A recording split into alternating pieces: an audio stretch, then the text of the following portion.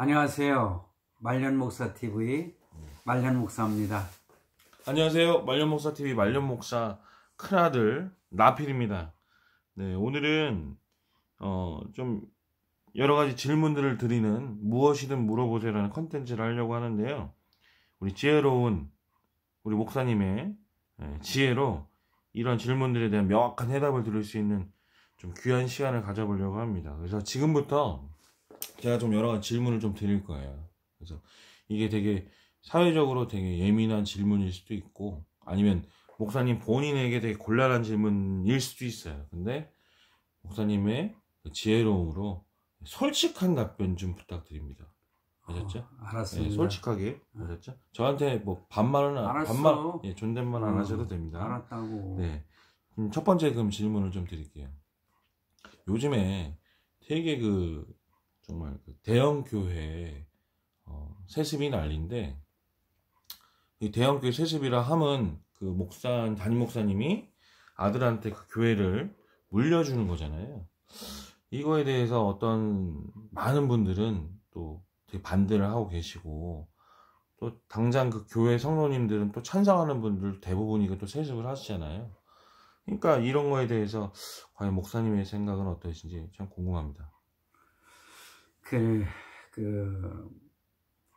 목사 자기 자식한테 물려주는 세습에 대해서 하나는 부정적인 측면도 있고 나는 긍정적인 측면도 있다고 생각하거든.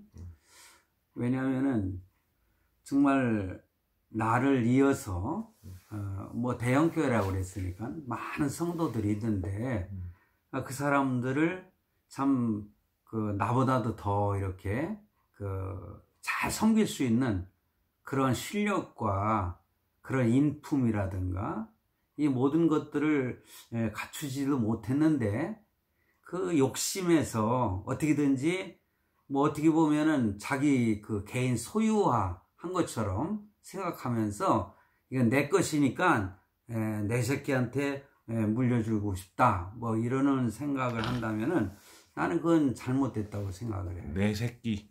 내 새끼. 그치? 원래 이제 무슨 일반 사업 같은 모르지. 하긴, 뭐, 대그룹이나 이런 데도 사실 세습하는 거 별로 그렇게 좋아하지 않잖아.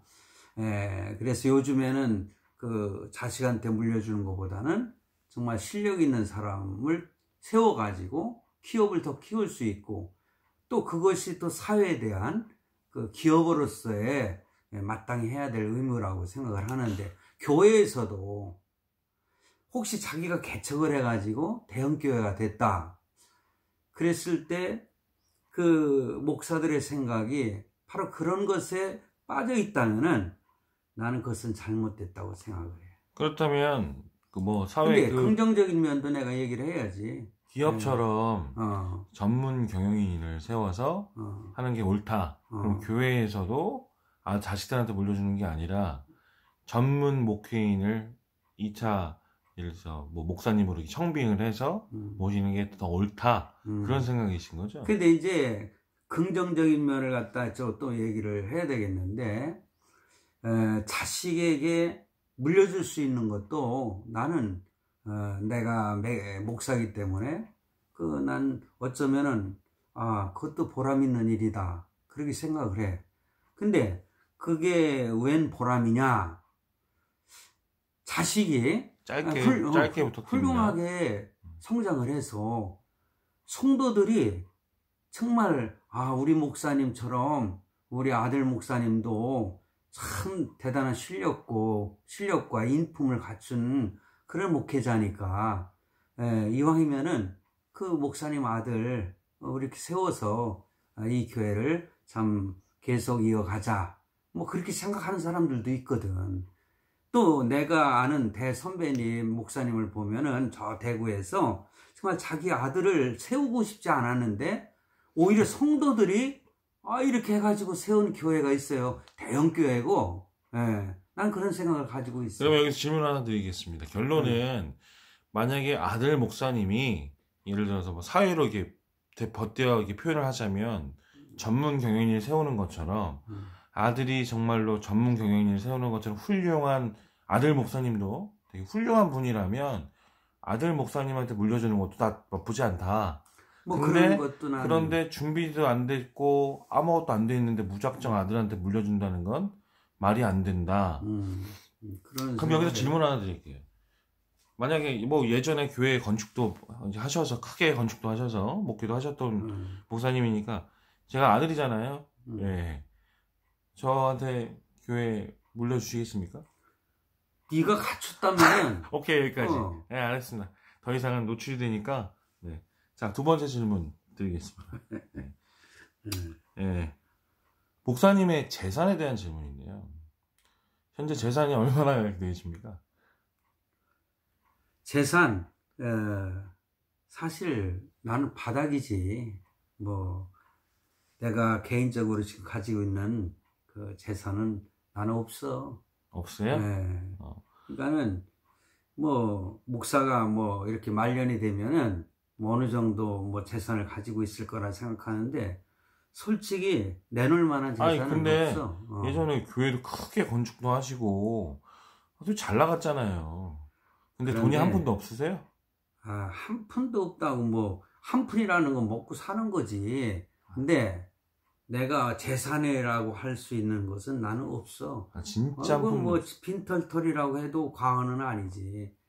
예, 뭐 어떤 그 아니, 그러니까 그것만 말씀하세요. 있어요, 없어요? 또 하고 싶은 얘기 좀 하나 더 해야지. 아니, 그러니까 아니, 왜냐면 예를 들어서 교회 어떤 헌금이나 이런 것을 나는 인마이 포켓에 해본 적이 없거든. 나는 정말 그 유리 안에서 그 사는 것처럼 나는 그렇게 했고, 오히려 나는 내가 가지고 있는 것을 다 헌금해가지고 예배당을 건축을 했거든.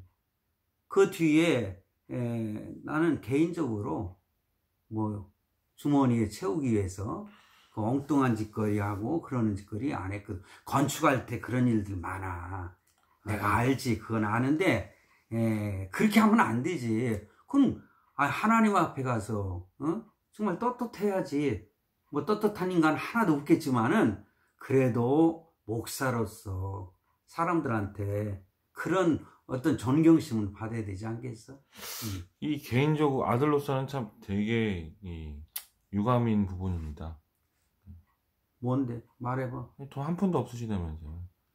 너한테 물려줄 돈이 없잖아, 그지? 아니, 좀 챙겨 놓으셔야지. 아유, 참. 그냥 너도 그랬잖아. 예. 다른 건 그래도 아버지 존경한다고. 오케이. 네, 알겠어요. 아버지가 무슨 뭐 그래도 기업가냐고. 어느 정도는 좀 챙겨놨어야지. 어느 정도가 어딨어. 알겠어요. 이건 뭐, 이거 솔직하게 말하라면서. 질문 계속합니다.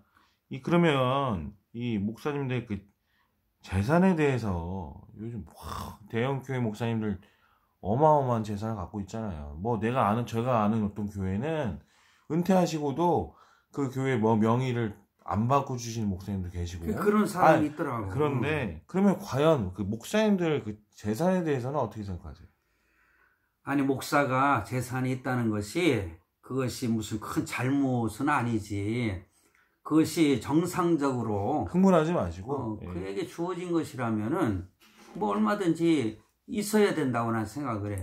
그 목사 하면은 옛날에 말이야 그냥 깨째제 이렇게 해가지고 그냥 양복도 말이야 오래된 거 입고서는 성경 찬송 이렇게 옆에 끼고 이렇게 하고 다녀야 그게 목사 이미지는 아니지. 목사도. 그럼 본인은 되게 깔끔하게 잘 입고 다니십니까? 나는 그래도 성도들이 이렇게 1년에 한 번씩 이렇게 양복도 맞춰주시고 그래가지고 나는 그렇게 허름하게 살지는 않았지. 나는 그 성도님들한테 너무 고마운 마음을 갖고 있어. 지금도 몇 벌이 있잖아. 뭐 지금도 얼마든지 10년, 20년은 나는 입을 수 있다고 생각해. 제가 볼 때는 별로 세련돼 보이진 않는데 오래돼가지고 좀. 너 내 것도 빌려 입고 그랬잖아. 제가 언제요? 전에 그랬잖아. 막 교회 갈 때. 그럼 그때 새 거 받았을 때 입은 거지. 내가 아버지 옷을 빌려 입어요. 자, 그러면 질문 하나 더 드릴게요. 이 목사님들 지금 이 교회 목사님들 뿐만이 아니라 뭐 강도사, 전도사 여기 분들한테 세금을 붙여야 된다는 말들이 많잖아요. 뭐 법안도 통과시켜야 된다 그러고 뭐 교회에서 세금 안 내고 뭐 삥땅 치는 게 많다. 이게 사회적인 문제나 이 세금에 대해서는 어떻게 생각하세요? 나는 개인적으로 그 세금은 나는 내는 거에 대해서 사실 불만이야. 솔직히 목사가 큰 대형교회 목사들이 무슨 사례를 갖다가 받는 거 이거는 어느 정도 정말 많으니까 수입이라고 하긴 못하지. 교회에서는 사례. 그걸 갖다 사례라고 하잖아. 사례. 예? 근데 그것을 봉급처럼 그렇게 생각하고 그런데 이제 일반인들은 그렇게 생각할 수밖에 없지. 근데 나는 그런 생각. 작은 교회 목사들. 그러면 이 사람들은 그러면 뭐 국가에서 그러면 지금 먹고 살 것이 없으니까는 봉급으로 이렇게 내줄 거야? 흥분하지 마시고. 예. 내가 개척해가지고서는 교회를 섬길 때 나는 10여 년 동안 교회에서 거의 받지도 못하면서 그냥 하루하루 그냥 받아가지고 생활했던 경험도 있거든. 그때 무슨 뭐 국가에서 나한테 무슨 봉급을 따로 줬어?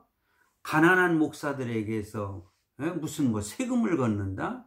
나는 그거는 바람직하지 않다고 난 생각하고 있어. 참 이런 부분은 참 존경스러워요. 네, 너무 존경스럽고. 덕분에 근데 이제 제가 어렸을 때 참 너무 힘들게 살았잖아요. 힘들게. 자식들은 힘들잖아. 이 목회자 자녀들도 이런 것 때문에 참 잘못 엇나가고 이런 애들이 많아요. 이 목사님들은, 아버지들은 목회 하나님 성실하게 한다고 네? 그래. 겸손히 사는데 참 이 자식 새끼들은 이 돈이 없어가지고 힘들게 사는 그런 단점이 있는데 내가 풍성하게 해주지 못해서 네. 그거는 지금도 미안해서 제가 지금 하지. 그거에 대해서 네? 제가 뭐 따지는 건 아니고요. 그럼 굶었어? 안 굶었잖아. 안 굶고 살면 그게 만족한 거지. 네? 사람이 어떻게 먹는 것만 가지고 삽니까? 좀 네? 누리는 것도 있고 하나님 앞에서 없을 때는 없는 대로 감사하며 사는 것이 그게 목회자뿐만 아니라 성도들의 바람직한 믿음의 삶이라고 난 생각을 해. 예. 너도 좀 그런 믿음으로 살았으면 좋겠어. 예, 알겠습니다. 네, 알겠습니다.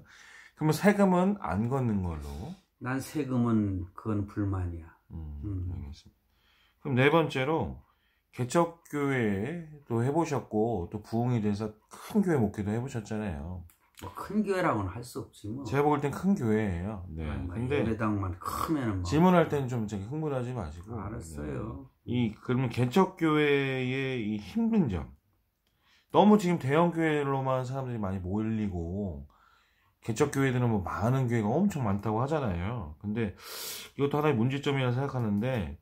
그러면 개척교회 목사님들은 아니면 개척교회가 참 힘든 점들이 많을 거 아니에요. 그럼 개인적인 체험으로 이런 힘든 점들이 있으면 좀 설명을 해주세요. 그 전에 내가 어렸을 때는 사실 텐트만 쳐놔도 많은 사람들이 그 교회에 와서 신앙생활을 하고 그러면서 차츰차츰 부흥이 됐거든. 그럼 우리나라에서 여의도 순복음교회가 그렇게 처음부터 큰 거 아니었거든. 그런 조그만 텐트 교회에서부터 시작돼가지고 난 그렇게 큰 교회로 성장했다고 나는 알고 있는데, 지금은 참 개척하면은 이 목회자가 이 먹고 살기가 힘들 정도로 그래서 나가서 운전도 하고, 막일도 하고 그렇게 하면서 사모님이나 자식들을 이렇게 먹여 사는 그런 얘기를 들었을 때 나도 정말 개인적으로 돈만 있으면 참 이런 후배들 참 이렇게 보조도 해주고 참 그랬으면 좋겠는데 세상이 악화져가다 보니까 쏠림 현상이 나타나요. 그게 뭐냐?